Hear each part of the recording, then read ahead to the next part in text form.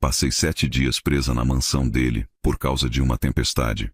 E perdi minha castidade. Pensei que fosse passar uma noite. Fiquei 7 dias. E quando a tempestade passou, deixei para trás a única coisa que jurei nunca entregar a ninguém.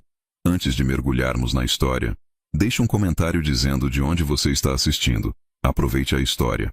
A chuva começou como uma garoa fina às 4:30 da tarde, quando Sofia Mendes ainda estava na rodovia SP-330, com a janela entreaberta e a sensação satisfeita de quem passou um fim de semana completamente no seu elemento. 2 dias de conferência de literatura em São Paulo, palestras, oficinas, a conversa densa e calorosa de pessoas que vivem de palavras, e a bolsa no banco de trás com livros novos comprados com dinheiro que ela tecnicamente não tinha. Valia a pena. Sempre valia. Ela tinha 24 anos e uma turma do 3º ano esperando por ela na segunda-feira, e por hora estava dirigindo de volta para casa, ouvindo uma playlist de músicas que nenhum dos seus alunos conheceria, cantando baixinho as partes que sabia e sussurrando algo nos trechos que não sabia, que era a maioria. Sofia Mendes não era o tipo de pessoa que alguém descreveria como sortuda. Cresceu num apartamento de 2 quartos no Tatuapé, onde ela e a irmã Camila dividiam o mesmo quarto, a mesma birô e, nos meses mais difíceis, o mesmo cardápio de macarrão com molho que a mãe fazia de 6 jeitos diferentes para parecer que era comida nova. A professora de literatura era aquilo que ela havia sido capaz de construir com o que tinha. Bolsa integral, estágio nos fins de semana, livros comprados em sebos e feiras, e aquelas conferências anuais que ela encarava como um privilégio que precisava ser justificado com presença em cada palestra, cada oficina, cada conversa de corredor que pudesse ensinar algo para levar de volta para a sala de aula. Não era sortuda, mas era determinada de um jeito que as pessoas às vezes confundiam com sorte porque não entendiam o que custava. Às 5, a garoa se tornou chuva de verdade. Às 6:20, era uma muralha. Sofia reduziu para 60 km por hora, depois para 40, os limpadores no máximo e completamente inúteis contra o volume de água. A rodovia havia ficado para trás em algum momento que ela não soube precisar. A saída errada num desvio de obras, a certeza de que compensaria depois, e depois havia virado uma via municipal sem nome, que havia virado um caminho sem sinalização, que havia virado isto: escuridão e chuva. E a sensação crescente de que o mapa mental com o qual havia saído de São Paulo estava completamente errado. O GPS foi o primeiro a desistir. Não desligou com drama. Simplesmente ficou olhando para ela pela tela com uma expressão de impotência digital. Piscou 3 vezes e apresentou tela preta. Ela tinha passado a vida toda se virando sem GPS, pensou. Antes existia mapa de papel. Antes do mapa de papel existia perguntar para as pessoas. Devia haver alguém por perto. Não havia ninguém por perto. A estrada havia sido abandonada pelo asfalto há alguns quilômetros. Agora era cascalho e lama que a chuva estava transformando progressivamente em algo entre rio e estrada. Os faróis do carro iluminavam nada além de chuva e mais chuva. O celular apitou. Bateria: 4%. Sofia respirou fundo. Ela não entrava em pânico. Tinha aprendido isso cedo. Numa infância onde entrar em pânico era luxo de quem tinha alguém por perto para notar. Mãe com 2 empregos, irmã mais nova dependendo dela, e o pai que havia sumido quando ela tinha 8 anos numa manhã sem aviso e sem explicação. Entrar em pânico resolvia nada. O que resolvia era pensar. Ela pensou: preciso de luz, de sinal ou de abrigo, nessa ordem ou na que aparecer primeiro. Foi então que viu as luzes. Longe da estrada, no alto de um morro suave que a tempestade havia tornado quase invisível, havia um edifício. Não uma casa. A silhueta era grande demais, longa e baixa com janelas altas, o tipo de construção que existe para durar gerações. A luz que saía das janelas era quente e firme, completamente diferente do cinza furioso que havia engolido tudo ao redor. Na base do morro, mal visível pela chuva, havia um portão de ferro negro. Ela guiou o carro até o portão. Desceu. 15 passos até o interfone. 15 passos suficientes para encharcar completamente a jaqueta jeans, o tênis, o caderno de anotações da conferência que ela abraçou contra o peito numa tentativa de salvar pelo menos os rascunhos de poemas nas margens. Pressionou o botão do interfone com o indicador molhado e esperou. Nada. A chuva falava com a consistência de alguém que tinha muito a dizer. Ela pressionou de novo. O que é? Voz masculina, baixa, estática, contrariada com a precisão de alguém que havia sido interrompido no meio de algo importante. Por favor. A voz de Sofia saiu mais estável do que ela se sentia. Estou perdida. GPS morreu. Celular está com 4%. Estou numa estrada que não sei nomear e está caindo uma tempestade que não tem intenção de parar. Preciso de um lugar para esperar passar. Uma pausa. Ela ouviu estática e chuva. Chame um táxi. Sem sinal.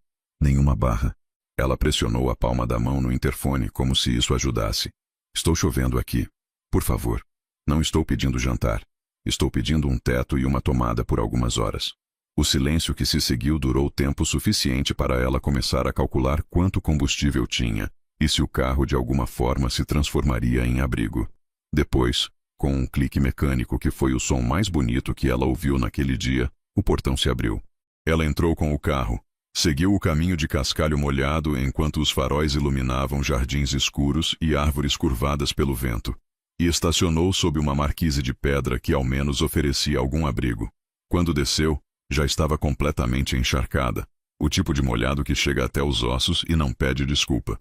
A porta principal era de madeira escura e ferragens de ferro forjado que não eram decorativas.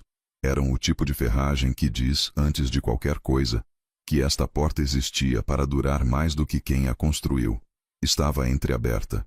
Sofia empurrou, entrou, e ficou parada no hall, deixando uma poça perfeita se formar ao redor do tênis. O espaço era enorme. Teto com pé direito duplo, escadaria de madeira curva subindo para um segundo andar escuro, piso de pedra polida que havia custado o suficiente para pagar um ano do salário de professora dela. Luminárias de ferro no teto criavam pools de luz quente sobre o cinza da pedra. O tipo de espaço que não é construído para conforto, é construído para impressionar, para estabelecer hierarquia antes de qualquer palavra ser dita. O homem no corredor combinou com o espaço, ou o espaço combinou com ele. Ela calculou depois, 34 anos. Mas naquele momento o que ela registrou foi alto. Ombros amplos em camisa cinza com as mangas arregaçadas até os cotovelos, calça social escura, cabelo escuro levemente úmido nas têmporas como alguém que havia lavado o rosto não muito antes. A mandíbula de quem não havia em nenhum ponto da sua vida adulta sido confrontado com um não que não soubesse como lidar. Os olhos. Ela notou os olhos porque eram a única coisa em movimento no rosto. Avaliando. Processando. Reorganizando uma hipótese. Ela avaliou de volta, da mesma forma objetiva. Sofia Mendes, ela disse porque alguém precisava começar. Professora de literatura 2º grau. Perdi meu caminho na volta da Conferência Nacional de Literatura em São Paulo. Ele olhou para ela por mais um segundo. O olhar de quem está decidindo se um problema era gerenciável. Depois recuou um passo da entrada. Lucas Cavalcante. A voz era o mesmo baixo controlado do interfone, mais nítido agora. Entre antes de encharcar mais o piso. Ela entrou e ficou parada onde estava, deixando a poça se formar. Tem um quarto de hóspedes no 2º andar, ele disse, já caminhando em direção a um corredor à esquerda como alguém que havia terminado uma tarefa e estava retornando à seguinte. Toalhas no armário. Não entre no escritório no final do corredor principal. Não toque nos livros da biblioteca. Ele estava quase no corredor quando ela disse, obrigada, você também é muito bem-vindo. Ele parou, virou. Era um olhar diferente. Não de irritação exatamente, mas de alguém recalculando sua leitura dela. Ela tinha entrado como um problema imprevisto. Tinha respondido com uma precisão que ele não havia previsto. A combinação claramente não estava nos cálculos originais. Jantar foi às 8, ele disse. Depois de um momento que ela entenderia mais tarde, era uma pausa de reavaliação. Mas há sobras na cozinha se tiver fome. E desapareceu. Sofia ficou sozinha no hall enorme ouvindo a tempestade atacar as janelas altas e fez o inventário rápido do que tinha. Uma bolsa de conferência com 3 livros, 2 cadernos, uma muda de roupa, uma barrinha de cereal e o charger do celular. 18% de bateria se conseguisse uma tomada antes das 11. Ela encontrou as escadas. Encontrou o quarto de hóspedes. Simples, belo, com colcha branca grossa e uma janela que olhava para nada além de tempestade e o jardim que ela não conseguia ver. No banheiro, toalhas dobradas em pilha perfeita e um roupão atrás da porta. Na mesinha de cabeceira, um bilhete manuscrito levemente amarelado pelo tempo. Às 23, fecha o gerador.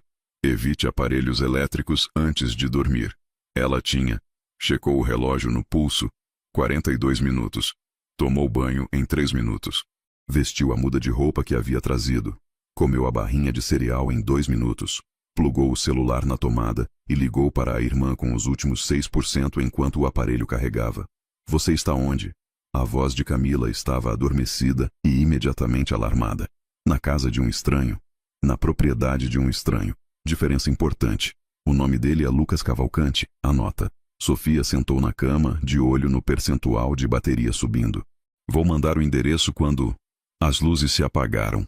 11 horas em ponto. Sofia ficou sentada na escuridão total, celular a 31%. Suficiente. Ouvindo a tempestade negociar com as paredes da casa e pensando que sua vida tinha um senso de humor particular e não muito sutil. Dormiu com a determinação de quem já passou por situações mais complicadas. E não sonhou, ou não se lembrou de sonhar. Só que quando acordou, a chuva continuava. Mais suave, mais estabelecida. O tipo que encontrou seu ritmo. E do andar de baixo chegava o cheiro de café bom. Havia café feito quando ela desceu às 7h15. Não o tipo de café que se faz por hábito ou porque o automático liga sozinho. O tipo que alguém fez com atenção, com a proporção certa e a temperatura certa, da maneira que só acontece quando quem faz se importa com o resultado. Uma xícara estava separada para ela na bancada. Ela não tinha pedido. Ele não tinha anunciado. Sofia registrou o gesto pequeno e não declarado, e o guardou. Lucas estava na janela da cozinha com as costas para ela, olhando para o jardim destruído pela tempestade. As flores haviam tombado. Os caminhos de pedra viraram riachos. O céu era um cinza compacto e convicto que não prometia melhora. Ele segurava a própria xícara com a mão direita e a postura dos ombros era a de alguém em estado de cálculo constante. Não tensão nervosa, mas a quietude densa de quem processa continuamente, mesmo em silêncio, mesmo de costas. Bom dia, ela disse. Ele se virou. A luz do dia era mais do que a silhueta que havia visto no hall molhado. Olhos escuros que no escuro da noite anterior ela havia subestimado. Linhas nos cantos que sugeriam que em alguma vida anterior havia sorrido com alguma frequência. Uma quietude que não era paz. Era tensão altamente controlada. A calma aprendida de alguém que havia decidido em algum momento manter-se perfeitamente imóvel para que nada conseguisse se aproximar sem ser detectado primeiro. Café está no fogão, ele disse e voltou para a janela. Ela serviu a xícara que ele havia posto para ela, notando de novo o gesto que ele claramente não esperava que ela notasse. E ficou do outro lado da cozinha, olhando também para o jardim destruído. Quanto tempo vai durar? Ela perguntou. Pausa de 2 segundos. Previsão é de 4 a 7 dias. Sofia processou isso com a calma de quem precisava de um momento para não deixar o choque aparecer no rosto. 4 a 7 dias, ela repetiu. Sim, na sua casa, aparentemente. Ela envolveu a xícara com as 2 mãos. O café estava quente. Ela se concentrou nisso enquanto reorganizava mentalmente a semana. Segunda tinha aula. Precisava ligar para a escola. Precisava ligar para Camila. Precisava descobrir se havia sinal quando a chuva desse uma trégua. Então precisamos de regras, ela disse. Ele se virou e ela notou pela segunda vez aquela reorganização rápida que acontecia quando ela dizia algo que não era o que ele esperava. Ele havia esperado algo diferente. Desculpas, talvez. Ou agradecimentos em excesso. Ela havia proposto uma negociação. Quarto de hóspedes é seu, ele disse depois de um momento. Banheiro do 2º andar é compartilhado. Termostato do aquecedor fica à esquerda da pia. Cozinha é de uso geral. Escritório. Não entro. Sem precisar perguntar por quê, fica a regra. Ela ergueu a xícara. E os livros da biblioteca? Algo passou nos olhos dele. Rápido demais para ter nome. Os livros da biblioteca são intocáveis. Por quê? Porque são meus. Livros existem para serem lidos. Livros existem para quem os possui. Sofia o olhou por sobre a borda da xícara. Isso é a coisa mais triste que já ouvi de alguém que tem uma biblioteca inteira. O silêncio que se seguiu tinha textura. Não era o silêncio de quem não sabe o que dizer. Era o de duas pessoas que se reconheceram como iguais e ainda estavam calculando o que fazer com essa informação. Lucas pousou a xícara, pegou o tablet na mesa e saiu da cozinha sem mais uma palavra. Sofia ficou com o café e o silêncio que ele havia deixado, que era, ela notou, um silêncio diferente do vazio. Era o silêncio de alguém que ainda estava lá. Ela passou a manhã no quarto tentando trabalhar. Tinha levado planos de aula, tinha rascunhos de atividades sobre Clarice Lispector para o mês seguinte, tinha 3 redações que tecnicamente precisavam ser corrigidas. Abriu o caderno, fechou o caderno, olhou pela janela para a chuva, abriu o caderno de novo. Às 11h45 estava pensando na biblioteca. Ao meio-dia estava parada na porta da biblioteca. Era extraordinária. 2 andares completos de estantes de madeira escura que iam do piso ao teto, um mezanino com corrimão de ferro forjado, uma escada rolante em trilhos de bronze que havia custado provavelmente mais do que o apartamento onde Sofia cresceu. Clarabóias no teto derramavam uma luz difusa e cinzenta, perfeita para a leitura, como se o arquiteto soubesse que este cômodo seria usado exatamente assim e tinha projetado a iluminação para isso. Milhares de livros, todos organizados, não por cor ou tamanho para fins estéticos, mas por lógica real. Literatura por língua e século, filosofia, história, seções inteiras de arquitetura e engenharia e ciências naturais. E todos usados, todos lidos. Lombadas partidas, cantos dobrados, páginas com marcações. O arquivo vivo de alguém que não comprava livros para exibir. Sofia avançou devagar pela primeira fileira, tocando as lombadas com a ponta dos dedos sem tirar nenhum. Respeitando ainda a letra da regra, se não o espírito, lendo os títulos como se estivesse lendo uma pessoa. Guimarães Rosa com 3 exemplares diferentes do mesmo livro. Machado de Assis com anotações em cada volume. Dostoiévski, em russo, anotado numa caligrafia diferente. Outra língua, mesma mão que anotava tudo. Clarice Lispector com tanto sublinhado que a tinta havia sangrado para o verso das páginas. Alguém tinha vivido nesses livros. Ela tirou O Grande Sertão. Veredas. Capa gasta de uso real, lombada partida com o amor de quem abre muitas vezes. E foi para o banco de leitura na janela. Ainda não tocar, havia dito ele. Ela estava segurando. Era diferente. Estava 2 capítulos adentro, na margem lendo uma anotação a lápis que dizia: Sertão não é lugar, é condição. Quando ouviu passos na escada. Lucas estava na entrada da biblioteca com o casaco sobre o braço chegando de alguma parte da casa e a viu no banco da janela com o livro dele aberto no colo. A expressão no rosto dele era difícil de catalogar com precisão. Não era raiva exatamente, não era surpresa exatamente. Era algo que ficava no espaço entre os dois, onde ficam as coisas que ainda não foram nomeadas. Eu disse: Você disse para não tocar nos livros. Ela ergueu o volume. Estou segurando, é diferente. A mandíbula ficou tensa. Ele entrou na biblioteca e foi até uma estante com a certeza de quem conhece cada centímetro do espaço. Tirou um livro sem olhar para a lombada. Virou-o para ela ver. Memórias póstumas de Brás Cubas. Você sabe por que Machado é o melhor? Ele perguntou. Ela piscou. Não era o que ela esperava que ele dissesse. Por que não tinha ilusões sobre a natureza humana? Por que entendia que as pessoas são contraditórias? Ele disse. E não tentou simplificá-las para que coubessem melhor numa narrativa. Ele foi para a poltrona de couro no lado oposto da sala, longe o suficiente para que não houvesse ambiguidade sobre o território, dentro de distância conversacional, e abriu o machado. Sofia ficou olhando para ele por um momento, depois virou de volta para o rosa. Ficaram assim por 1h20 minutos. A chuva conversava com as clarabóias. Ela leu. Ele leu. Quando ela ergueu os olhos, ele ainda estava lá, completamente absorto, o machado aberto com a mesma marca de uso intenso que todos os outros livros desta biblioteca. Não havia constrangimento no silêncio. Não havia atenção performática de 2 pessoas fingindo não estar conscientes uma da outra. Havia apenas 2 leitores numa biblioteca. Em algum ponto da segunda hora ela ergueu os olhos e o encontrou olhando para ela por sobre a lombada do machado. Não com a avaliação calculada do primeiro dia, mas com algo mais próximo da curiosidade genuína, como se estivesse tentando resolver um problema cuja natureza ainda não havia conseguido nomear. O quê? Ela disse. Nada. Ele voltou para o livro. Ela ficou olhando para ele. Você estava me estudando. Estava pensando. Em que?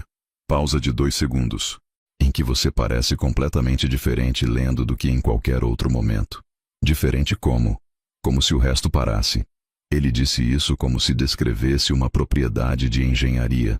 A maioria das pessoas lê com parte da atenção em outra coisa. Você lê como se não houvesse outra coisa. Sofia ficou olhando para ele. É como deveria ser. Ela disse. Um livro que não consegue isso não está fazendo o trabalho direito. Ele a olhou por mais um segundo. Voltou para o machado sem responder. A quietude que ficou era a mesma de antes, mas com algo a mais, como a mesma sala depois que alguém acende uma vela que ninguém havia pedido, mas que todos notaram. Sofia reconheceu o silêncio.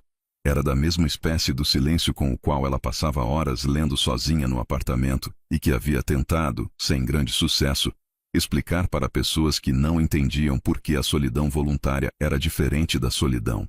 Era o silêncio que ela havia passado a vida toda achando que não encontraria em outra pessoa. Ela olhou de volta para o rosa e tentou não pensar nisso. Não conseguiu completamente, mas tentou. No segundo dia, sem declaração e sem acordo explícito, estabeleceram uma rotina. Manhã, café em paralelo na cozinha, lado a lado no mesmo espaço, mas cada um no seu. Ele com o tablet lendo o que claramente era uma combinação de notícias de negócios e relatórios. Ela com o caderno de anotações ou com algum livro tirado da biblioteca. Ele não havia repetido a proibição. Portanto, ela havia decidido que o silêncio contava como permissão tácita. Pouco diálogo, muito silêncio. Mas não o silêncio pesado dos desconhecidos forçados. O silêncio funcional de duas pessoas que haviam descoberto que podiam existir no mesmo espaço sem que nenhuma precisasse preencher o ar. Tarde, ela trabalhava no quarto. Ele desaparecia no escritório proibido do qual vinham ocasionalmente o som de ligações em voz baixa e, às vezes, o ruído específico de alguém carregando algo pesado sozinho quando havia claramente outro jeito. A voz dele nas ligações era direta e precisa. O vocabulário de alguém acostumado a ser ouvido e que não havia precisado, até agora, aprender a falar diferente. Final de tarde, a biblioteca, para onde ambos convergiam sem combinar, e onde ficavam lendo em silêncio com uma facilidade que ela teria achado impossível de prever no primeiro momento que o viu parado no hall, olhando para ela como se fosse um problema de logística. Jantar era às 8, o que a surpreendeu de um modo que ela demorou um dia para processar completamente. Ela havia esperado entrega de restaurante, havia esperado sobras de alguma coisa que funcionários tinham deixado na geladeira. Em vez disso, encontrou Lucas na cozinha com avental sobre a camisa social, cortando cebola sobre a tábua de madeira com a eficiência precisa de alguém que fazia isso com regularidade e que respeitava cada etapa sem achar que alguma podia ser pulada. Você cozinha, ela disse, sentando na banqueta do balcão. Todo dia. Ele não levantou os olhos da cebola. Eu esperava, não sei, alguém que cozinhasse por você. Tenho funcionários quando estou no apartamento em São Paulo. Aqui prefiro não ter. Pausa de tempo suficiente para transferir a cebola para a frigideira. Não gosto de público quando preciso pensar. E o que você estava pensando quando apareci encharcada na sua porta? A frigideira chiou. Ele mexeu o conteúdo. Que a noite havia piorado consideravelmente. Ela riu. Foi um riso real, sem filtro. O tipo que sai antes que o mecanismo social tenha chance de interceptar e modular. Lucas se virou levemente. Não todo o corpo, só o suficiente para ver o riso. E ela notou a coisa acontecendo no rosto dele. O ajuste visível de uma avaliação que não havia previsto este resultado. Ela havia entrado como um problema. Havia respondido com firmeza. E agora estava rindo de um jeito que claramente era algo diferente do que ele havia esperado de qualquer das categorias em que havia tentado encaixá-la. O jantar foi macarrão ao alho e azeite, tecnicamente simples, executado com a mesma atenção e precisão que ele aplicava em tudo. Cada ingrediente adicionado no momento certo, nada improvisado. A comida era boa de um jeito específico que tem as receitas que alguém fez centenas de vezes e nunca deixou de respeitar.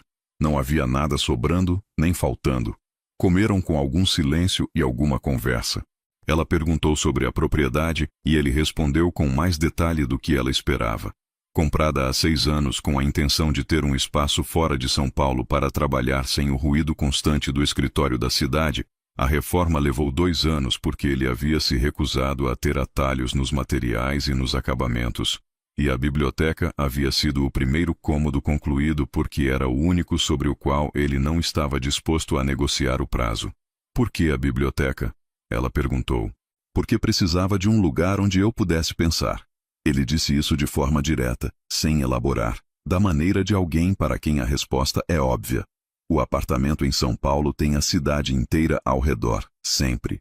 Aqui, eu podia fechar a porta da biblioteca, sentar com um livro, e o resto podia esperar. E funcionava. Até esta semana, sim. Disse sem ironia perceptível. Sofia considerou se havia um elogio disfarçado naquela frase e decidiu não puxar o fio. A biblioteca primeiro, ela disse. A biblioteca é o motivo pelo qual a casa existe. Ele disse, com a naturalidade de quem está dizendo algo óbvio. Sofia pousou o garfo e o olhou. Estava completamente sério. Ela ajustou internamente e de forma significativa sua teoria sobre Lucas Cavalcanti. Na manhã do terceiro dia, ela viu a estufa. Estava na janela da biblioteca quando o sol, fraco, encoberto, mas sol, bateu no vidro de uma estrutura grande e separada no jardim. Havia verde vivo lá dentro. Muito verde para uma manhã de tempestade. Ela foi até ele no escritório. Tocou na porta. Esperou. Pode entrar. Ele disse com a voz de alguém que não esperava isso. Ela entrou. O escritório era exatamente o que ela havia imaginado. Grande, organizado com a mesma lógica funcional da biblioteca, sem ornamentação desnecessária. 2 monitores na mesa. Uma parede inteira de janelas. Uma estante com pastas e livros técnicos que ela resistiu ao impulso de examinar. Ele estava de pé ao lado da mesa, não sentado, o que significava que havia se levantado quando ela entrou, ou que nunca havia sentado de verdade. Tem uma estufa no jardim, ela disse. Ele levantou os olhos do monitor. Eu sei, é minha. Posso ver? A pausa foi de avaliação. Não. Por quê? Por que você precisa ver tudo? Sofia inclinou a cabeça. Porque estou aqui e a curiosidade é a única coisa que torna a vida genuinamente suportável. Ela o olhou. E porque você é a pessoa mais fechada que já encontrei, e isso me intriga de um jeito que não estou conseguindo ignorar. O que ficou depois foi diferente, menor, com algo cedendo nas bordas. Depois do almoço, ele disse sem levantar os olhos do monitor. A estufa era quente com a temperatura do verão independente da tempestade lá fora, e cheirava a terra molhada e a algo verde e vivo que Sofia não conseguiu nomear, mas que reconheceu instintivamente como o cheiro de coisas que crescem sem pedir permissão a ninguém. Lucas se movia nela diferente do que em qualquer outro ponto da casa, sem atenção controlada, sem a armadura completa. As mãos eram diferentes, cuidadosas, atentas, o toque de quem sabe exatamente quanto de pressão é demais e nunca aplica mais do que o necessário. Ele mostrou as orquídeas que cultivava havia 3 anos. Cada espécie com seu próprio desafio técnico, os erros do primeiro ano que haviam custado 2 canteiros inteiros e ensinado o que nenhum livro havia conseguido. Mostrou os tomateiros que não tinham razão de sobreviver no microclima dali, e sobreviviam assim mesmo, com uma obstinação que ele claramente achava satisfatória de um jeito que não queria elaborar. Mostrou o limoeiro. Trouxe do apartamento quando decidi que precisava deste lugar, ele disse sobre o limoeiro. Não elaborou o que deste lugar significava. Ela não perguntou. Você é solitário. Sofia disse, sem planejar dizer. Ele a olhou por sobre um canteiro de orquídeas brancas. Não estou aqui para ser analisado. Não era análise. Era uma observação. Ela tocou a pétala de uma orquídea com um dedo, levemente, com o mesmo cuidado que ele usava. Eu também sou, às vezes. O que se instalou entre eles foi diferente de todos os outros silêncios. Não defensivo, não calculado, apenas presente. O que você cultiva? Ele perguntou. Além dos livros dos outros. Ela quase não respondeu. A estufa era quente e a chuva batia no vidro de forma suave e havia algo no jeito que ele havia perguntado, sem ironia, com atenção real, que a fez responder antes que o filtro habitual interviesse. Escrevo poesia, ela disse. Péssima, mas escrevo. Por que péssima? Porque é honesta demais para ser artisticamente boa. Boa poesia tem distância, tem forma que cria espaço entre a coisa e o leitor, um filtro que transforma a experiência em arte. A minha fica colada no real sem filtro suficiente. É mais confissão do que poesia. Ele olhou para a orquídea que ela havia tocado. Posso ler? Absolutamente não. A coisa aconteceu no canto da boca. Não era um sorriso. Era o espaço onde um sorriso poderia ter estado. O lugar que havia ficado vazio por tempo suficiente para esquecer exatamente como preencher. Justo, ele disse. E ela entendeu o que ele queria dizer. Eu também tenho coisas que não mostro. Ficaram na estufa mais 40 minutos do que era necessário. Ele mostrou como aparar a haste de uma orquídea para estimular um segundo florescimento. As mãos precisas e gentis sobre a planta enquanto explicava cada corte. Ela observou as mãos e pensou que havia algo naquele homem que ele havia guardado nesta estufa, longe de tudo o mais, porque sabia que aqui estava seguro. Quando voltaram para dentro, a chuva havia retomado seu ritmo.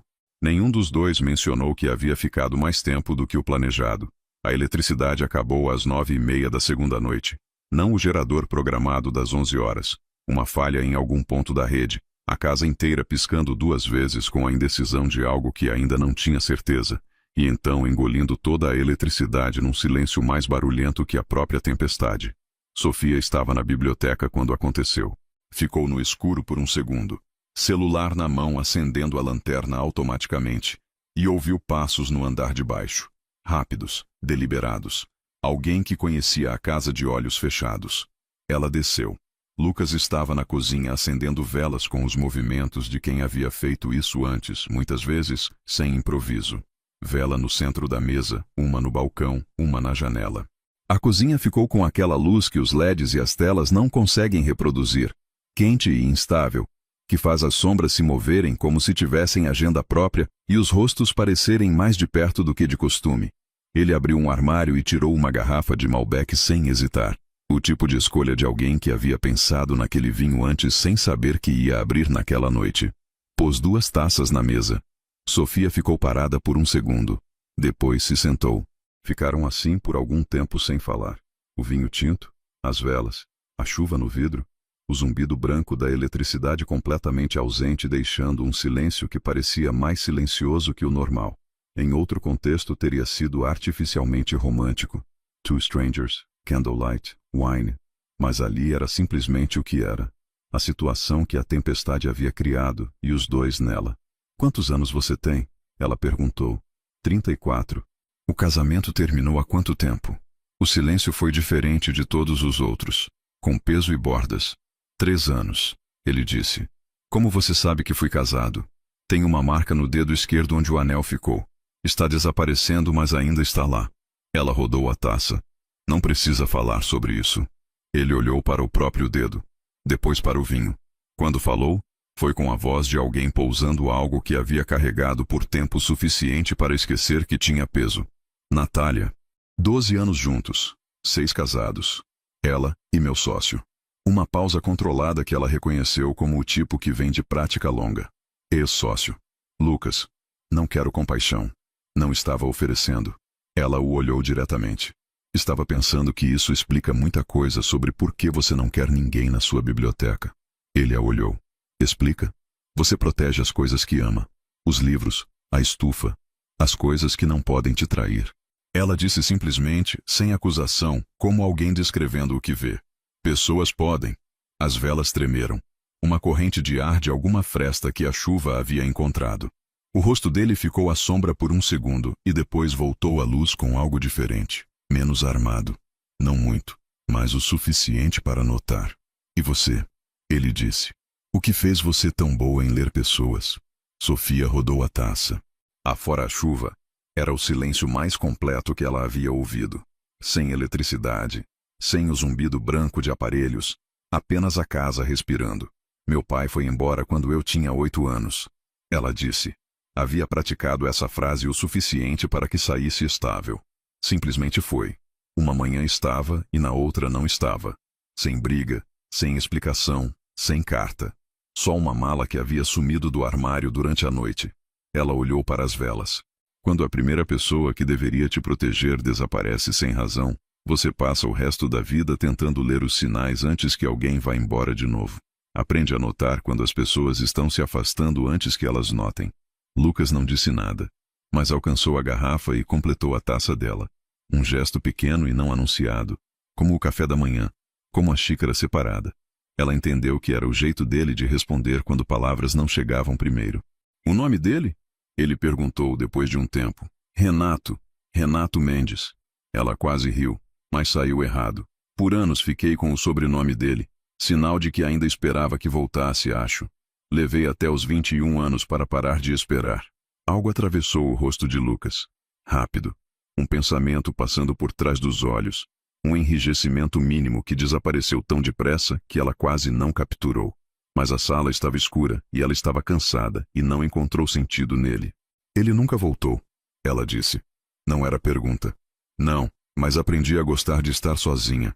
É diferente de ser solitária. Estar sozinha pode ser uma escolha que você faz para si mesma. A solidão não escolhe você. Você a escolhe. Geralmente por medo de que se deixar alguém perto o suficiente, vá embora de novo. Ela olhou para ele. Você entende isso? Não era pergunta também. Lucas ficou quieto por um tempo longo. As velas criavam e desfaziam sombras nos planos do rosto. Quando falou, foi devagar. Não com um cuidado calculado, mas com o cuidado de quem está encontrando as palavras enquanto diz. Meu pai me ensinou que emoção era fraqueza. Homem cavalcante não chora, não demonstra, não vacila. Constrói, conquista, mantém controle. Uma pausa. Levei 30 anos para entender que ele era um homem com medo vestido de certeza e que eu havia copiado o traje sem saber. E a Natália confirmou isso. Por um tempo achei que sim. Ele olhou para as mãos entrelaçadas na mesa. Mas ultimamente estou pensando que o que ela fez foi confirmar que eu nunca me permiti ser conhecido de verdade por ninguém. Que é mais fácil culpar quem vai embora do que admitir que você nunca abriu a porta completamente. O silêncio que se seguiu era diferente de todos os anteriores. Não era vazio, era pleno. Era o silêncio depois de algo ser dito que não pode ser desfeito. Lucas. Obrigada por ter me deixado entrar. Ele a olhou. A chama fez os olhos dele parecerem menos escuros, mais quentes, como se a luz estivesse chegando de um lugar diferente. Estava chovendo. Ele disse de novo. Mas desta vez aquelas duas palavras simples eram uma frase completamente diferente.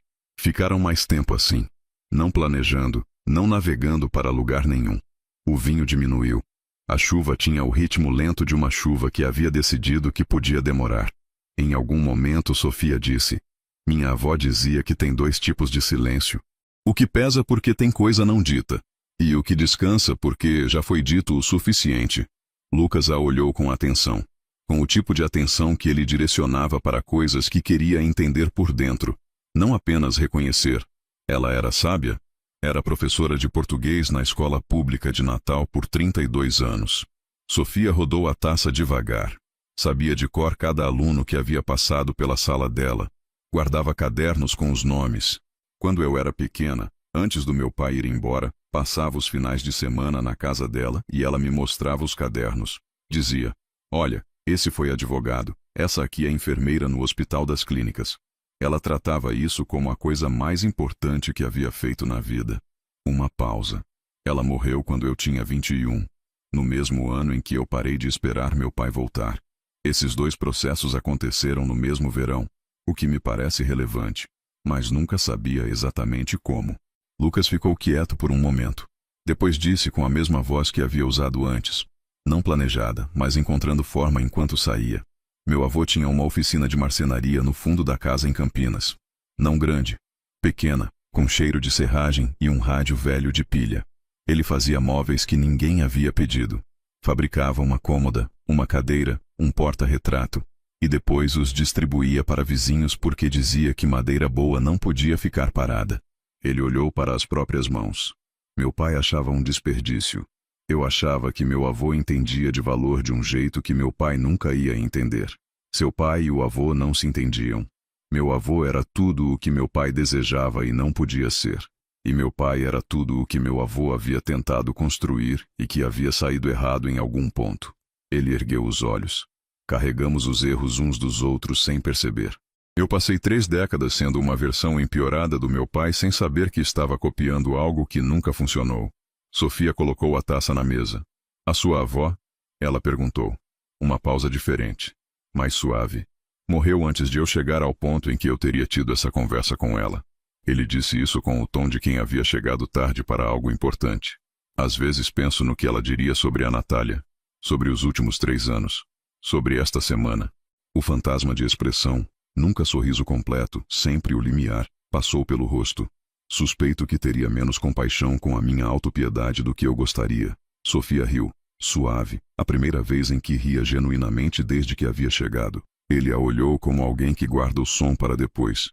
Estava chovendo, ele disse de novo. Mas desta vez, aquelas 2 palavras simples eram uma frase completamente diferente.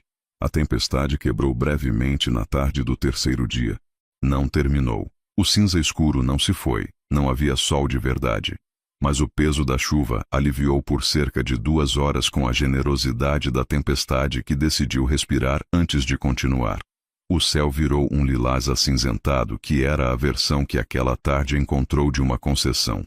O ar que chegava pela janela entreaberta da biblioteca cheirava a verde molhado e terra liberada. E a algo indefinível que Sofia reconheceu, sem saber nomear, como a promessa de que havia outro lado para aquela semana. Ela encontrou Lucas no terraço coberto dos fundos. Estava de pé no corrimão, olhando para o jardim encharcado com a postura de alguém revisando algo por dentro. Ela chegou sem anunciar. Havia aprendido que ele ouvia tudo, que nunca era verdadeiramente surpreendido e que a ausência de anúncio não incomodava. Ele se deslocou levemente quando ela chegou, abrindo espaço no corrimão sem comentar. Ficaram lado a lado. Era a primeira vez desde que havia chegado que estavam lado a lado sem uma mesa, ou uma estante, ou uma tarefa entre eles. Apenas o espaço e o jardim encharcado e a consciência, que ela estava tentando não tornar barulhosa, de que ele havia se movido para abrir espaço sem pensar. Não como cortesia calculada, como instinto. Ela havia notado as coisas pequenas no decorrer de 3 dias com a atenção de alguém que aprendeu a ler linguagem corporal antes de aprender a ler palavras. Como ele ficava de costas quando havia visitas externas chegando, o gerente da propriedade, o entregador da farmácia, o técnico que veio consertar o gerador, uma reserva que não era arrogância, era o instinto de quem guarda o próprio espaço. Como a postura mudava quando ela entrava num cômodo. Não dramaticamente. Nada que alguém não treinado notaria. Mas havia um ajuste, uma abertura mínima nos ombros, como um sistema que baixava levemente a guarda porque o dado não representava ameaça. Como havia 3 dias que ele não havia simplesmente ficado parado quando ela se aproximava. Não era que ele a queria perto. Era que havia parado de ativamente garantir que ela ficasse longe. Sofia entendia a distinção. Havia vivido a distinção durante anos. A diferença entre abrir a porta e não a trancar. O jardim havia sofrido, mas sobrevivido. Flores tombadas, caminhos virados em riachos, árvores curvadas que haviam mantido a posição de curvamento mesmo com a pausa na chuva, como se ainda não confiassem que havia passado. O ar cheirava a petrichor multiplicado por cada planta tendo sua própria versão do alívio. Ao longe, um pássaro tentando de novo com uma confiança que não era garantida. Vai voltar, ele disse. A chuva. Eu sei. Ela se inclinou no corrimão. Mas agora está bonito. Ficaram em silêncio. Ela estava consciente. Com a consciência específica que havia sido construída em 3 dias como tijolos assentados um por um sem que ela tivesse pedido. Da distância exata entre o braço dele e o seu. 12 centímetros. Depois 10. Depois, sem que ela pudesse dizer exatamente quando, 8. O ombro dele estava a menos de uma palma de distância. Sofia. O que você está fazendo aqui? Ela se virou para olhá-lo. Ele já estava olhando para ela, e a expressão no rosto dele era a mais desguarnecida que ela havia visto. Não vazio, mas cheio. Algo lutando abaixo da superfície do controle habitual. Algo que ele estava segurando com ambas as mãos e que estava visivelmente ficando mais difícil de segurar. Apreciando a pausa na chuva, ela disse com cuidado. Não foi isso que perguntei. O lilás do céu pousou na borda da mandíbula dele, na tensão dos ombros, na maneira como ele estava respirando levemente diferente do normal, medido, deliberado, o ritmo de alguém contendo algo que não estava habituado a conter. Não sei, ela admitiu. Você sabe? Ele desviou o olhar para o jardim. Deveria te dizer para ir para o quarto. Mas não vai. Não. O silêncio se expandiu com algo dentro dele. Uma gota de chuva caiu da beirada do telhado e aterrissou entre as mãos de ambos no corrimão. Exatamente entre, como pontuação, Sofia se virou completamente na direção dele. Ela nunca tinha feito isso. Em 24 anos nunca havia sido ela a se mover primeiro em direção a alguém, a escolher em vez de esperar, a ser o movimento e não a resposta. Havia tido namorados, relacionamentos curtos e bem-intencionados que nunca chegaram perto do suficiente porque ela nunca chegou perto do suficiente, porque havia aprendido que chegar perto criava a possibilidade de que a outra pessoa fosse embora e levasse consigo algo que você não poderia recuperar. Mas as mãos de Lucas estavam no corrimão, e ela conseguia ver a tensão nelas, o esforço de ficar parado, e entendia com uma clareza que não precisava de análise que ele não ia se mover. Não por falta de vontade, porque havia se queimado e havia reconstruído cada parede com material mais resistente, e ficaria neste terraço no lilás crescente querendo ela e não se moveria, porque mover seria arriscar, e arriscar era a única coisa para a qual ele não havia encontrado o modo de se preparar de volta. Então ela se moveu. Ela se ergueu levemente na ponta dos pés e o beijou. Por um segundo suspenso, o tipo de segundo que não tem a duração de um segundo, que tem a duração de uma decisão, ele ficou completamente imóvel. Depois, a mão dele foi para o rosto dela, gentil, cuidadosa, o toque de alguém que estava segurando algo que não queria quebrar, e ao mesmo tempo algo que não havia esperado ter a oportunidade de segurar. Ele a beijou de volta com uma lentidão que era mais devastadora do que qualquer urgência teria podido ser. Não era tentativo. Era deliberado. O beijo de alguém que havia tomado uma decisão no espaço de um segundo e que estava presente em cada milímetro dela. Quando se separaram, a testa dele veio pousar na dela. Sofia.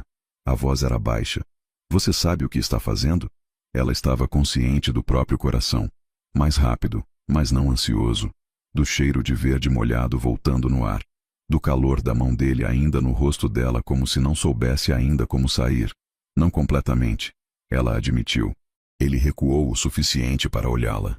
No rosto dele havia algo complicado e conflitado, uma leitura que ela não conseguia completar, mas que não era arrependimento. Era algo mais parecido com medo de uma coisa que já havia acontecido e não podia ser desfeita. O celular dele tocou. Ele fechou os olhos por exatamente um segundo. Então recuou, se recompôs nos 2 segundos que levou para tirar o aparelho do bolso, e atendeu. Cavalcante. Ela ficou onde estava e o observou. A suavidade breve e completamente real, selou sobre si mesma. A mandíbula voltou, os ombros voltaram. A quietude controlada voltou como uma persiana sendo puxada. Em tempo real, ela via as paredes sendo reconstruídas com a eficiência de alguém que praticou esse procedimento muitas vezes. Quando?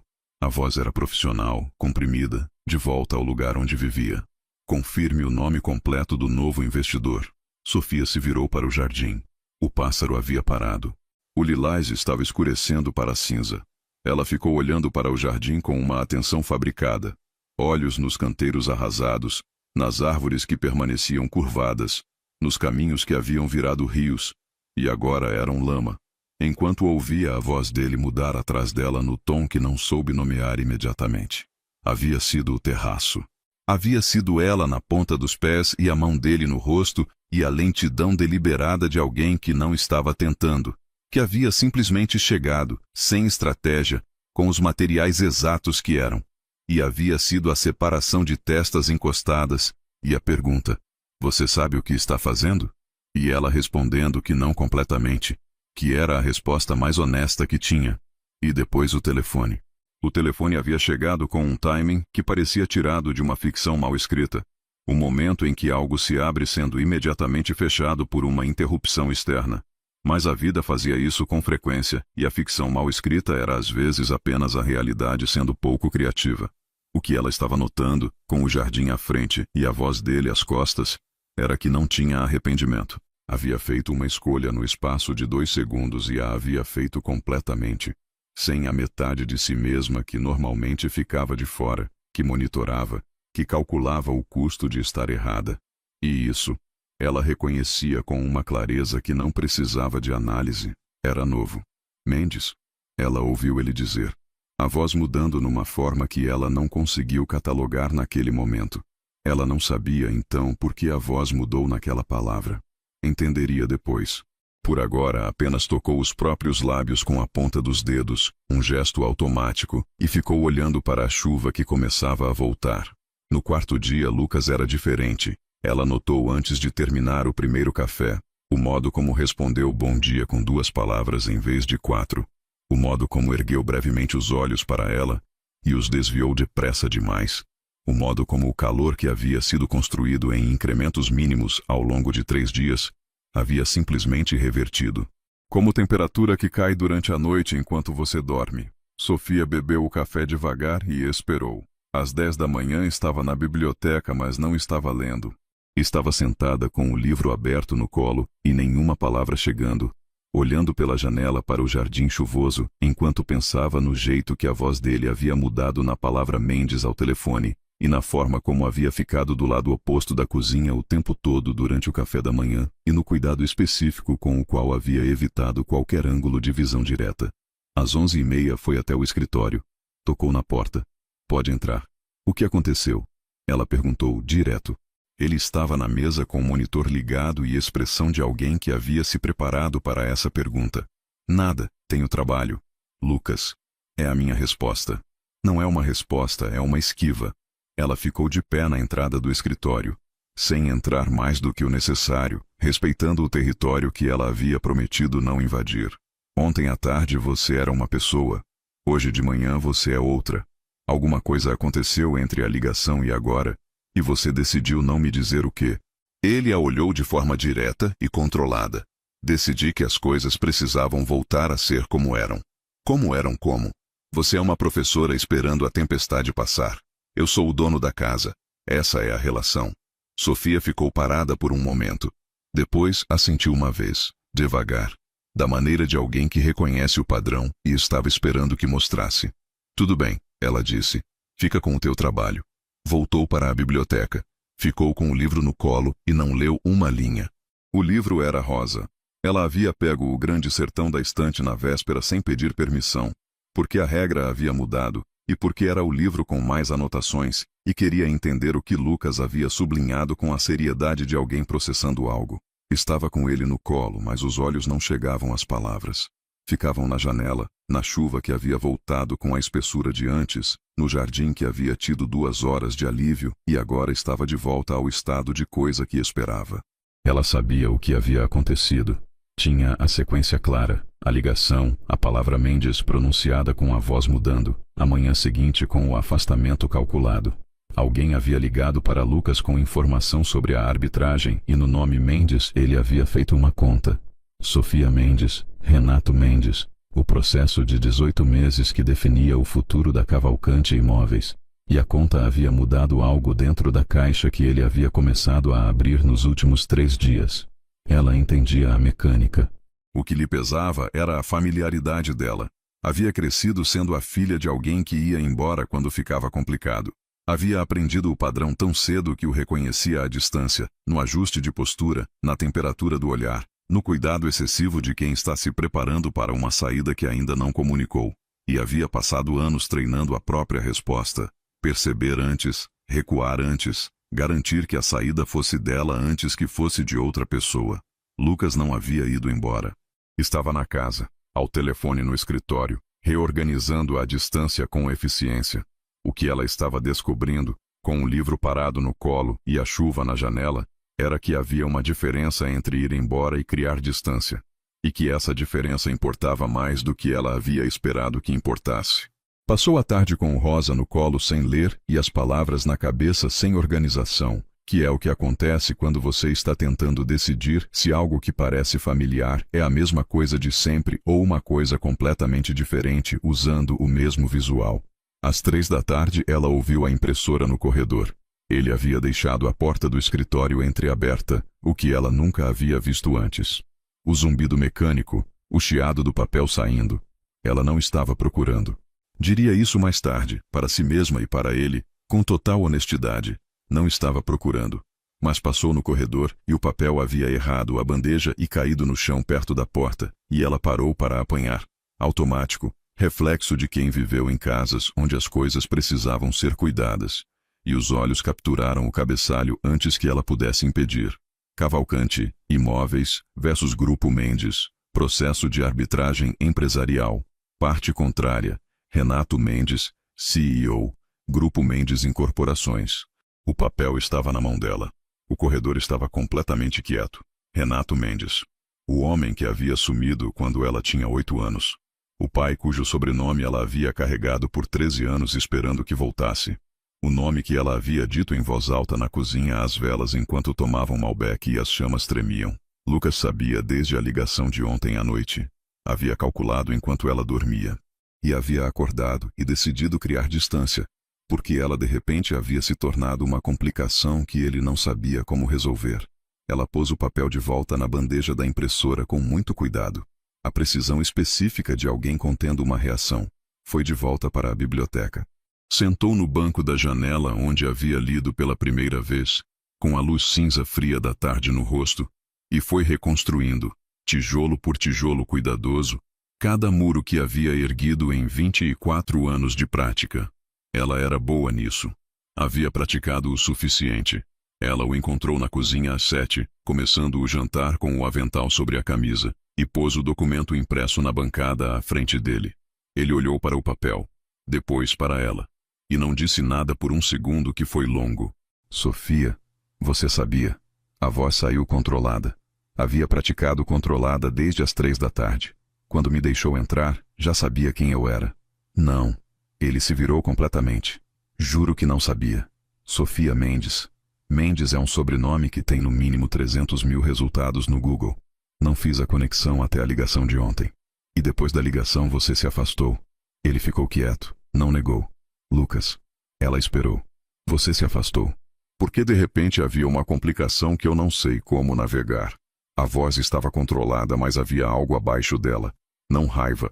Algo mais difícil que raiva. A pessoa do outro lado de um processo que pode determinar o futuro da minha empresa estava na minha cozinha. Estava. Ele parou, recomeçou. Estava se tornando importante, e isso tornava tudo impossível de separar. Problema? A palavra saiu mais afiada. Eu era um conflito de interesses? Não é assim. Meu pai me abandonou quando eu tinha 8 anos. A voz rachou no 8, apenas 1 milímetro, e ela odiou isso. Não tenho contato com ele há 16 anos. Não sou o Grupo Mendes. Não represento nada, nenhuma empresa, nenhum processo. Sou uma professora de literatura que entrou na sua propriedade pedindo abrigo porque estava chovendo e que passou 4 dias sendo tratada como uma pessoa. Ela o olhou nos olhos sem desviar. E de repente você descobriu um dado sobre um parente que não faz parte da minha vida há 16 anos e eu voltei a ser uma variável. Lucas deu um passo em direção a ela. Ela deu um passo para trás. Eu sei que não é assim, ele disse. Eu sei exatamente quem você é. Mas não sabia o que fazer com 2 problemas ao mesmo tempo quando um deles envolvia sentimentos que não estava esperando ter. Sentimentos que você tinha ontem às 6 da tarde e não tinha mais às 7 da manhã. Que eu tinha, e que de repente tinham ficado complicados em formas que eu não sabia gerenciar. E a solução foi me tratar como se o terraço não tivesse acontecido. Ela disse sem amargura, só com o cansaço de alguém reconhecendo um padrão que havia visto antes, em outras formas. Como se os últimos 4 dias tivessem sido reset. Ele não disse nada, porque era exatamente o que havia feito. Sofia apanhou o documento da bancada e o entregou de volta para ele. Bom apetite, ela disse. E foi para o quarto. Não desceu para o jantar. Ficou deitada na cama de hóspedes ouvindo a tempestade e repassando os argumentos que sabia de cor com a fluência da repetição. Não confio em homens que vão embora. Não confio em homens que criam distância quando fica complicado. Não confio em homens que decidem sozinhos o que é seguro sentir e param de sentir quando muda o cálculo. Mas ele não havia ido embora. Estava lá embaixo, provavelmente com o prato de macarrão esfriando no balcão porque havia perdido o apetite de cozinhar. E não havia deixado de sentir. Havia congelado, que era diferente. Ela conhecia o congelamento. Ela praticava o congelamento. Havia uma diferença enorme entre escolher ir embora e não saber o que fazer com a própria presença. Estava com raiva demais para deixar a diferença importar ainda. À meia-noite houve uma batida suave na porta do quarto. 3 toques, precisos como tudo o que ele fazia. Ela não respondeu. Não vou entrar, a voz dele disse através da madeira. Só precisava dizer que você está certa, em tudo o que disse, que eu reagi de um jeito que não foi justo e que eu sinto muito. Pausa. Isso é tudo. O som dos passos se afastando pelo corredor. Sofia ficou olhando para o teto por um tempo muito longo. A chuva na janela, os passos que foram embora mas que pararam na porta primeiro, e o fato de que em 24 anos de prática, ela nunca havia tido alguém que batesse na porta às meia-noite para dizer que estava errado sem pedir nada em troca. Não havia pedido que ela entendesse. Não havia pedido que perdoasse. Não havia construído um argumento ou oferecido uma explicação que redirecionasse a culpa ou atenuasse a responsabilidade. Havia simplesmente dito: você está certa, eu errei, eu sinto muito. 3 frases. 10 segundos através de uma porta fechada. E depois os passos se afastando, não esperando resposta, não exigindo reconhecimento, simplesmente tendo dito e se retirando com a mesma decisão com que havia chegado. Ela pensou no pai. Não com a amargura habitual, mas com a curiosidade fria de alguém comparando 2 conjuntos de dados. Renato Mendes havia ido embora sem dizer nada, que era o oposto de tudo. Havia escolhido a ausência de linguagem, o silêncio que não era descansado, que era o tipo com bordas e peso, e a forma exata de uma coisa não dita que permanece não dita para sempre.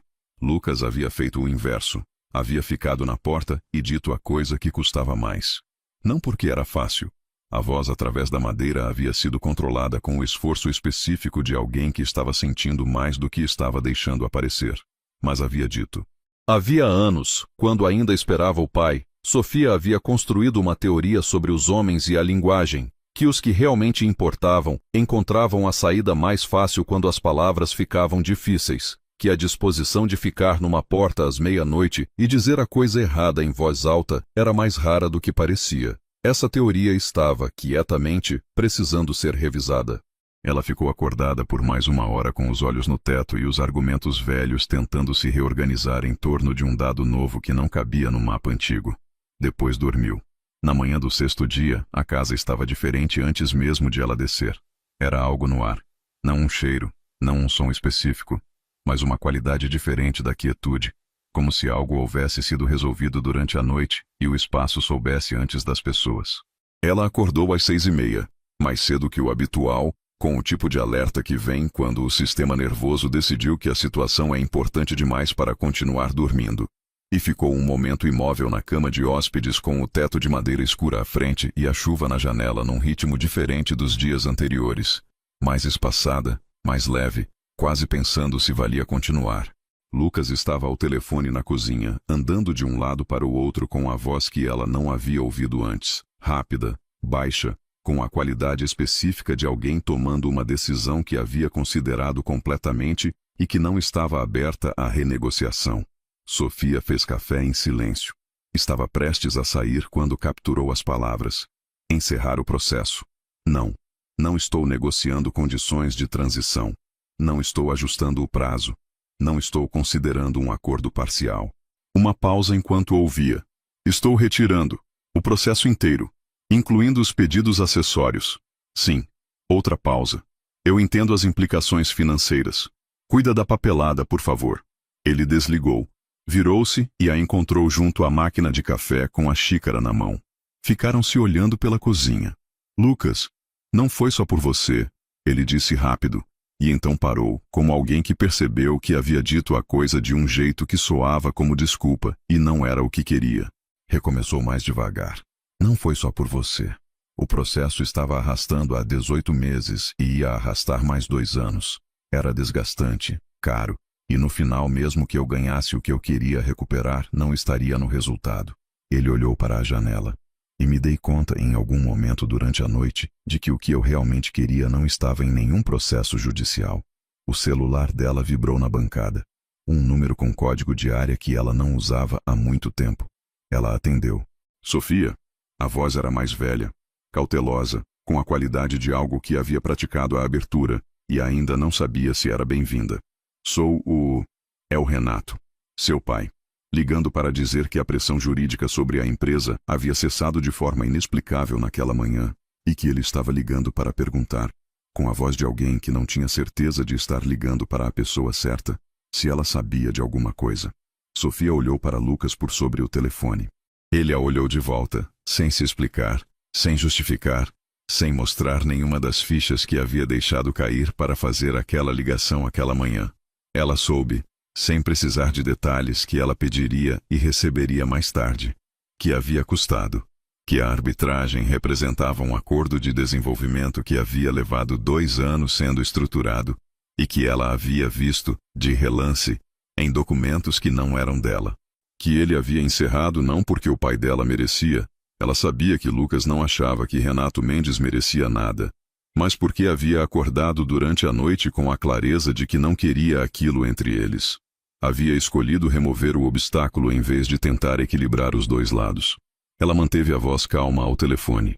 Disse ao pai que não sabia do que ele estava falando, que não havia estado em contato e que não tinha como saber. Desligou. Pousou o celular na bancada. Isso custou a você, ela disse. Sim. Quanto? O suficiente. Ele não elaborou. Havia uma diferença, ela percebeu, entre alguém que não elabora porque não quer que a outra pessoa saiba, e alguém que não elabora porque o valor não é o ponto. Não era certo. Deixar algo que não te envolvia diretamente contaminar o que estava acontecendo aqui. Você não era uma variável. Nunca foi. E eu agi como se fosse por um dia inteiro. E isso não foi certo. Sofia pousou a xícara na bancada. Lucas. Ela esperou até ele erguer os olhos. Você entende que eu não posso te devolver isso? Não quero que devolva. E que isso não apaga o 4º dia. Não. Ele atravessou a cozinha, devagar, deliberado, dando tempo para ela recuar se quisesse. Ela não recuou. Parou à frente dela, à distância de um braço, olhando para ela com a expressão mais aberta que ela havia visto nele. Sem cálculo, sem controle performático, apenas presença. Mas queria que você soubesse que quando precisei escolher entre o que me protegia e o que te protegia, foi a escolha mais fácil que já fiz. Pausa. E o que me assustou foi exatamente isso, que foi fácil, que não tive dúvida. Algo no peito dela, a arquitetura cuidadosa de tijolos e distância praticada, e a autossuficiência que havia construído ao longo de 16 anos de prática, fez um som que ela reconheceu como uma respiração contida finalmente liberada. Não sou boa nisso, ela disse quietamente. Em confiar. Nunca fui. Aprendi muito cedo que as pessoas que você mais quer que fiquem são as que têm mais chances de ir embora. Eu sei. A mão dele subiu devagar e pousou no rosto dela. O mesmo gesto do terraço, cuidadoso e admirado, como alguém que não quer estragar alguma coisa que ainda não tem certeza de que merece ter. Eu também não sou bom nisso. Passei 3 anos convencendo a mim mesmo de que era porque não valia a pena. Estou pensando que era porque ainda não havia encontrado alguém que me fizesse querer tentar aprender. Sofia estava consciente do próprio coração, das mãos dele, do cheiro de café e chuva. Somos 2 idiotas, ela disse. 2 idiotas numa mansão no meio de uma tempestade. E então, tão levemente que ela quase perdeu. Poderia ser pior. Ela riu, real e desgardado e completo, o riso que só sai quando você parou de monitorar o que está sentindo. Ela o viu receber aquele riso, viu o que fez no rosto dele, entendeu que era algo que ele não havia visto direcionado a ele em muito tempo. Aquele esboço de sorriso, o que havia antes dos sorrisos reais, quando eles ainda estão sendo reconstruídos, estava mais presente do que havia estado em qualquer ponto da semana. Amanhã a tempestade passa, ela disse. Sim. E eu tenho que ir. Tenho uma turma na segunda. Sim. O polegar traçou uma vez pela maçã do rosto dela. A menos que você não queira. Ela o olhou por um longo momento. Os argumentos velhos correram. Você não o conhece direito. São 7 dias. É uma semana de tempestade e circunstâncias. Isso não é real.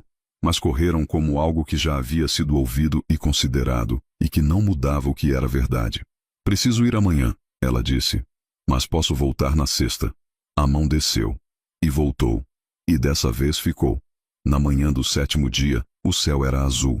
Não o azul cauteloso de uma recuperação, o azul absurdo, supersaturado, que vem depois de dias de cinza, como se o céu precisasse provar um ponto a respeito de sua própria existência. Sofia ficou na janela do quarto de hóspedes olhando para ele por tempo suficiente para o café que ela havia feito ficar frio na mesinha de cabeceira. A mala estava pronta. A bolsa da conferência com os livros novos e o caderno de poemas e os planos de aula estava pronta. No grande sertão que estava devolvendo para a estante, ela havia deixado um bilhete entre as páginas, na margem de uma das passagens que ele havia anotado. Tinha razão. O sertão estava aqui o tempo todo. Ela o encontrou na biblioteca. Estava na janela. A mesma janela onde ela havia sentado sem permissão no primeiro dia, olhando para o azul absurdo lá fora. E quando ela entrou, ele se virou com a expressão que ela havia aprendido em 7 dias a reconhecer como a mais honesta do inventário dele. Algo que precisava ser dito e que ainda estava procurando a forma exata.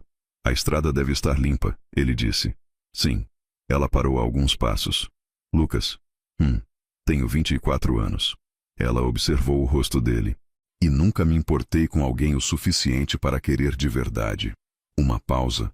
Ela encontrando as próprias palavras, como ele havia feito na cozinha. Não é ideologia, não é medo, não é princípio religioso. É que nunca encontrei alguém que fizesse o risco valer o custo de estar errada. Ela o olhou sem desviar. Você precisa saber isso antes de eu ir, para entender o que significa quando eu digo que quero voltar na sexta. Lucas ficou completamente quieto. Preciso saber para quê? Ele disse com cuidado. Para entender o que você está recebendo quando eu digo que quero voltar. A quietude quebrou. Ou melhor, transformou. Ele atravessou a biblioteca em 3 passos com a decisão de alguém que parou de calcular. E quando os braços o envolveram, não era o toque cuidadoso e admirado do terraço ou da cozinha. Era o abraço de alguém que chegou. Simplesmente chegou. Sem mais estratégia. Sem mais reserva. Não me interessa o ritmo, ele disse, com a voz no cabelo dela. Não me interessa quando, não me interessa como, não me interessa o prazo ou a sequência. Me interessa que você volte. Ela encostou o rosto no peito dele. O coração estava levemente mais acelerado do que o normal. O que ela achou, de um modo completamente inesperado, mais reconfortante do que qualquer coisa que ele poderia ter dito. Tenho condições, ela disse contra a camisa. Quais? Acesso irrestrito à biblioteca. Algo rumblou no peito dele. Aceito. Você me deixa ler poesia favorita em voz alta no jantar quando eu quiser. Isso não estava. Lucas. Uma pausa mais longa desta vez. Aceito. Ela recuou para olhá-lo. O rosto encouraçado, complicado, com o esboço involuntário de sorriso que ela havia catalogado em 7 dias de observação, estava aberto de um jeito que ela suspeitava que muito poucas pessoas haviam visto. E você? Ela disse. Condições. Ele considerou com a seriedade que ela havia aprendido era genuína. Traga sua poesia quando vier na sexta. Absolutamente não. Sofia. Não. Então não tem acordo. Ela o olhou por um longo momento. O fantasma de sorriso estava mais presente do que havia estado em qualquer momento dos últimos 7 dias. A coisa real emergindo. Um poema, ela disse. Por visita. Por visita. Ela pegou a bolsa. Ele caminhou com ela até o carro. Ficou sob a marquise de pedra, no azul absurdo, enquanto ela ligava o motor. Ela abaixou o vidro. Lucas. Ele se aproximou da janela. Obrigada pela chuva, ela disse. Ele a olhou com aquele olhar que ela estava aprendendo a ler. O olhar que significava que estava sentindo algo para o qual ainda não tinha a palavra exata, mas que estava construindo em direção a ela. Eu que agradeço, ele disse. Ela saiu pelo caminho de cascalho devagar. Não por hesitação, mas porque o cascalho molhado pedia cuidado, e porque havia 7 dias de detalhes que ela estava catalogando enquanto dirigia. O cheiro da estufa que havia entrado na roupa, o jeito como a luz da manhã batia diferente nas janelas altas da biblioteca, o calor específico dos braços dele quando não havia mais estratégia alguma entre os dois. No retrovisor ele ficou parado sob a marquise até ela virar no portão de ferro, que estava aberto, e sumir na estrada. Ela acelerou em direção ao azul absurdo com o celular silenciado na bolsa, a lista de aulas da semana em algum lugar da memória que ainda não havia sido acessada, e a consciência crescente de que havia uma sexta-feira em 4 dias, e que ela já sabia o que ia trazer. Pela primeira vez em 24 anos não estava indo embora de um lugar. Estava indo para voltar. Está chovendo. Não a tempestade furiosa daquela semana de março. Chuva suave e gentil, o tipo que bate na janela da biblioteca, como alguém pedindo licença antes de entrar. Eu ouço Laila no monitor ao lado. 18 meses. Ela dorme como o pai, completamente, sem meio termo, com a convicção absoluta de alguém que não tem dúvidas sobre o próprio direito de descansar. Tenho um livro no colo, não o dele, o meu. Publicado 6 meses atrás por uma editora pequena e séria que leu o manuscrito e disse que os poemas eram colados demais na coisa real para ser convenientemente literários. O que considero o melhor elogio que recebi na vida. Lucas comprou 30 cópias. Disse que era para distribuir para pessoas. Suspeito que guardou 29 e está contando que eu não sei. A biblioteca é diferente agora. Não radicalmente. As prateleiras são as mesmas. Os livros de Rosa e Machado estão onde sempre estiveram. As anotações em tinta escura permanecem em cada margem. As lombadas partidas de amor continuam partidas. Mas há coisas novas. Uma segunda poltrona ao lado da original, em couro de cor diferente porque eu disse que a cadeira dele era intimidante demais para ser o único assento disponível e que precisava de um contraponto. Um cobertor dobrado no braço do meu sofá, porque fico com frio à noite, e ele percebeu antes de eu pedir. Meu caderno de poemas, o de capa simples, o que tem os poemas que são honestos demais para ser bons, na terceira prateleira à esquerda, ao lado de Clarice Lispector, porque ele colocou lá numa tarde sem comentar e eu não tirei. E na janela onde um dia sentei encharcada e li Grande Sertão sem permissão, há agora uma orquídea branca. Ele a transplantou da estufa quando nos casamos. Sem cerimônia, sem discurso, simplesmente colocou ali uma manhã enquanto eu tomava café. Entendi o que significava sem precisar perguntar. Tenho 27 anos. Lucas tem 37. Nos casamos 2 anos atrás num cartório com Camila como testemunha. Ela chorou mais do que os dois juntos, o que era exatamente o que eu havia esperado. E um almoço depois no restaurante que ele havia pesquisado com uma dedicação que ele nunca admitiria. E voltamos para a mansão que já era minha tanto quanto dele. E Laila chegou 6 meses depois com os olhos escuros do pai e a teimosia da mãe. O que ele afirma ser a combinação mais desafiadora que já encontrou e com o qual concordo. Completamente. Tem dias em que olho para ela dormindo e penso na garota de 8 anos que perdi o pai numa manhã sem aviso. Penso no quanto aquela garota aprendeu a ser pequena para caber nos espaços que sobravam, a não ocupar muito espaço, a estar pronta para ir embora antes que a mandassem. E então olho para Laila, que dorme com os braços completamente abertos, que ocupa todo o berço sem pedir desculpa, que ainda não sabe que existe um mundo que vai tentar convencê-la a se fazer menor. E decido como decido toda noite, que ela não vai aprender isso aqui. Às vezes as alunas são mais alunas do que alunos nas turmas de literatura, por alguma razão que seria uma aula separada, me perguntam como é amor de verdade. Perguntam depois de ler Drummond, depois de ler Adélia Prado, depois de ler a Clarice de A Paixão Segundo GH, perguntam com aquela urgência específica dos 17 anos, quando a teoria parece mais fácil de segurar que a prática, quando você ainda acha que se entender o suficiente sobre um sentimento poderá navegá-lo com mais precisão. Eu não dou respostas simples, mas às vezes, quando a pergunta é honesta o suficiente, digo, é aquele que não te pede para ser menor para caber. É o que aparece no que está lá, e não no que está sendo performado para impressionar. Não conto o resto. Não conto que passei 7 dias presa numa mansão por causa de uma tempestade e saí diferente. Não conto que perdi naquela semana algo que havia guardado por 24 anos com o cuidado específico de quem sabe que é irreversível. E que perdi para alguém que não pediu, que não pressionou, que simplesmente ficou suficientemente presente até que eu soubesse por mim mesma que valia o custo. Não porque fosse seguro, nunca é completamente seguro, mas porque pela primeira vez o risco parecia menor do que o custo de não tentar. Guardo esse entendimento para mim. Deixo que os poemas digam o que não consigo dizer diretamente. Que há uma linha, fina e real, entre proteger-se e encolher-se, e que eu passei anos acreditando que eram a mesma coisa, e que uma semana de chuva e um homem que bateu na porta às meia-noite para dizer que estava errado foi suficiente para separar as duas coisas de uma vez por todas. A escola continua. Minha turma do 3º ano leu Guimarães Rosa esse ano, e um aluno, 14 anos, sério, daqueles que vão se tornar algo importante, levantou a mão durante a discussão e disse: Professora, por que o Riobaldo nunca consegue dizer diretamente o que sente? Por que fica sempre falando ao redor? Eu olhei para ele por um segundo antes de responder. Porque é mais fácil falar ao redor de uma coisa do que olhá-la nos olhos. Eu disse: é o que o medo faz. Te faz circular, te faz usar metáforas e evasivas e desvios, porque se você disse a coisa de frente ela se torna real, e quando é real você pode perder de verdade. O aluno anotou. Eu fiquei pensando na resposta pelo resto do dia. Lucas está no escritório agora. Que um dia foi o escritório proibido com porta fechada, que ainda é o espaço dele e que respeito como tal, mas do qual a porta permanece aberta desde que eu me mudei, como se a abertura física fosse uma escolha renovada toda manhã. Às vezes ouço a voz dele em ligações, aquela voz baixa e precisa que ainda me para no que estou fazendo depois de 3 anos. Como se meu sistema nervoso tivesse decidido que é um sinal importante e continuasse a tratá-lo assim. A Cavalcante Imóveis cresceu nos últimos 3 anos.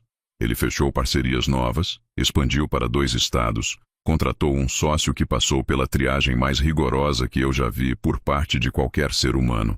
Confiar de novo levou tempo. Mas ele fez. Meu pai ligou 2 vezes no ano passado. Não atendi na primeira. Na segunda, atendi. E foi uma conversa de 9 minutos que deixou os dois em desconforto suficiente para não haver fingimento de que estava sendo fácil. Ele está no Recife. Tem uma família nova, filhos mais novos que eu nunca conheci. Queria saber se eu estava bem. Eu disse que estava mais do que bem. Não menti. Mas também não ofereci mais do que isso. Não o endereço da mansão, não fotos de Laila, não o espaço que ele havia perdido o direito de ocupar quando escolheu desaparecer. Ainda não sei se vou oferecer algum dia. Lucas diz que é inteiramente minha decisão e que estará do meu lado em qualquer caminho que eu escolher. Mas numa noite disse quietamente, enquanto olhávamos Laila dormir, que o Renato Mendes havia perdido o suficiente por conta própria, que não precisava de punição adicional da parte de ninguém, e que se eu quisesse tentar construir algo, por Laila, ou por mim mesma, ele estaria ali. Disse isso olhando para a filha com a expressão de um pai que não vai embora. Não precisei de mais nada. O monitor chiou. Laila virando, se acomodando, a respiração regularizando de volta ao ritmo profundo. Eu ouço a respiração dela quando a casa está quieta, mais constante que a chuva, mais constante que o que quer que seja. Lucas aparece na porta da biblioteca. Ele me olha no sofá, com o livro e o monitor e a chuva na janela e a orquídea branca que floresce pela 3ª vez. E a expressão no rosto dele é aquela. A que aprendi a nomear. É o rosto de alguém que chegou num lugar que não esperava encontrar e descobriu que era exatamente onde precisava estar. Laila. Ele pergunta. Dormindo. Ele entra. Vai para a poltrona dele.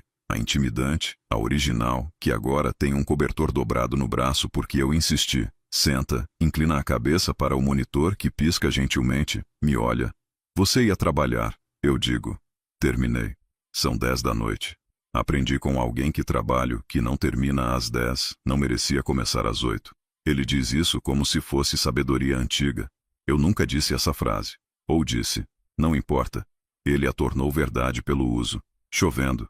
Ele observa. Sim. Ele olha para a janela. Para a orquídea branca. Para a chuva. Depois, para mim. 3 anos. Ele diz. 3 anos. Você ficou com a biblioteca. Você ficou comigo. Ficamos quites. O sorriso, não mais o fantasma, a coisa real em tamanho reduzido que ele reserva para este cômodo, para mim, para Laila, está presente no canto da boca. Sofia. Você lembra do que disse quando eu te encontrei aqui pela primeira vez? Há muitas coisas que eu disse, mas eu sei o que ele quer dizer. Que livros existem para serem lidos, eu digo. E eu disse que existiam para quem os possui. Ele me olha com a expressão de alguém que vai dar uma resposta que importa e que sabe que importa. Ainda acredito nisso? Ele considera, genuinamente, como faz com tudo, às 10 da noite depois de um dia longo, com o monitor piscando ao lado de mim e a chuva na janela. Não, ele diz finalmente. Algumas coisas ficam melhores quando são de outra pessoa também. A chuva continua. Laila dorme. O livro no meu colo tem meu nome na capa.